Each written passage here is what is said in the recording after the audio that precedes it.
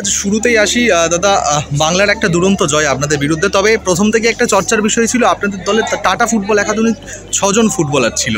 কারা কারা তারা ছিলেন, আর বাংলার পারফরমেন্স নিয়ে বা কেন হারের পিছনে পরাজয়টা কি সেটা যদি একটু শেয়ার করেন। প্রথম কথা হচ্ছে যে টাটা ফুটবল একাডেমির একজনই ছিল গোলকিপার। বাকি সব যত প্লেয়ার আছে সব ঝাড়খণ্ডের বিভিন্ন প্রান্ত থেকে ওঠানো।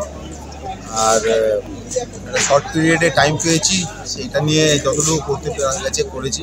বেঙ্গল অলওয়েজ ভালো টিম, আর প্র্যাকটিসও ভালো করেছে। তো আমরা একটা স্ট্র্যাটেজি নিয়ে খেলছিলাম। ফার্স্ট হাফটা ভালো খেলা হয়েছে, সেকেন্ড হাফটা পেনাল্টিটা হওয়ার পরে একটু ইয়ে হয়ে গেল। যাই হোক, hope for the best for next matches. দাদা, বাংলার মানুষ হয়ে বাইরের একটা দলকে কোচিং করানো, এই জিনিসটা নিয়ে যদি একটু শেয়ার করে নেন, কতটা চ্যালেঞ্জিং আপনার কাছে, কিভাবে সম্ভব এই বিষয়টা হচ্ছে?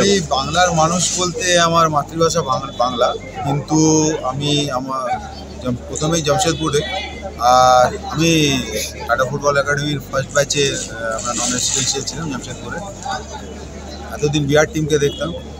পাটনাতে আমি স্টেট ব্যাংকে আছি, আর পাটনাতে বিহার টিমকে দেখতাম। এখন যেমন ঝাড়খণ্ডে এসেছি, এখন ঝাড়খণ্ড টিমকে দেখছি এবছর থেকে। নেক্সট ইয়ার আর একটু ভালো টিম দেখতে পাবেন আমার মনে হয়, দেখা যাক।